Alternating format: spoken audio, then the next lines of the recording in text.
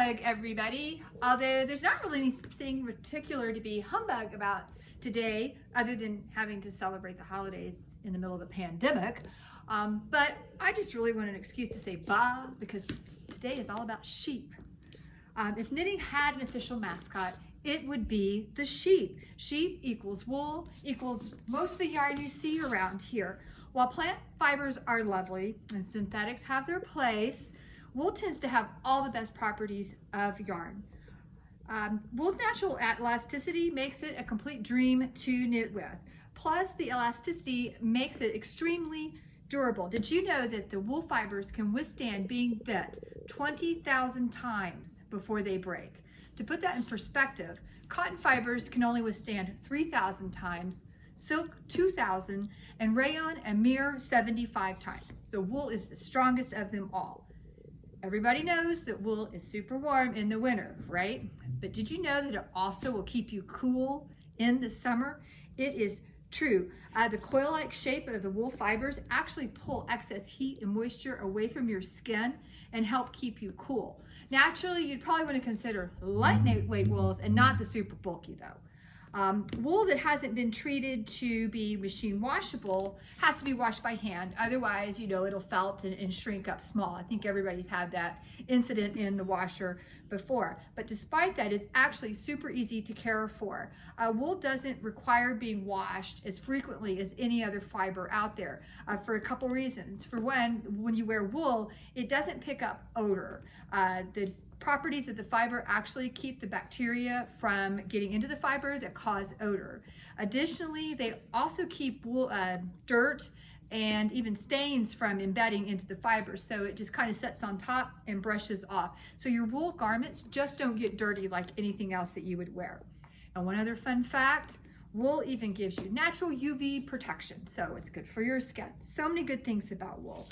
If you're a knitter or crocheter, you already know that not all yarn is the same. Some of us are yarn snobs, some have yarn we like for particular purposes. We know it's all very different.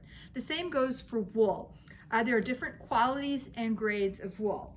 If you've only experienced wool in the ready-to-wear world, you may not have the best impression of wool. I often get people who say, I just can't wear wool.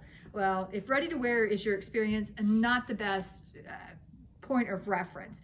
Granted, there are actually people who do have an allergy, which is quite rare. But if you think all wool is itchy, you just need to come on in and cop a feel. We have wools that are so buttery soft, you will never know it's wool unless you peek at the label. We tend to associate wool with sheep, but actually wool is a generic term that refers to all animal fibers. Alpaca, yak, mohair, cashmere, they're all considered wools. But when we talk about wool in this environment, we typically are talking about sheep wool. But even sheep, they have different breeds of, types of wool. It could be virgin wool, lamb's wool, merino wool. Some wool is identified by the breed of sheep. Lots of different flavors under the wool umbrella. Are you a sheep lover? Well, today we have a special treat for one lucky viewer. We are giving away this fun little sheep bowl, which makes a great yarn bowl or a snack bowl. Chips and salsa, popcorn and nuts, chocolate and caramel. The list goes on. Throw some whipped cream on there, or you can use it for your yarn. You might need two. So you get a sheep bowl. We are also including a couple skeins of this funky hand-spun Jacob's sheep wool for you, and a little sheep tote bag. Look at these fun pink sheep. Isn't this great? This is a nice reusable bag. You will get one of those too. This is our prize today. So to get your name in the hat to win the prize, we have one question for you. So knitting has sheep as its mascot. What would your spirit animal be? That's what I want to know. I've been thinking about this, and that would be a really hard one for me to narrow down. Some days I think I'm maybe a bull in a china closet or a snake in the grass, depends on my mood. Other days I'm a peacock or a platypus. No, platypus is what I should be, because I'm kind of everything mixed together. Maybe I should just pick platypus, because I can't narrow down to one. So go to news.swaggit.com. What is your animal? It represents you.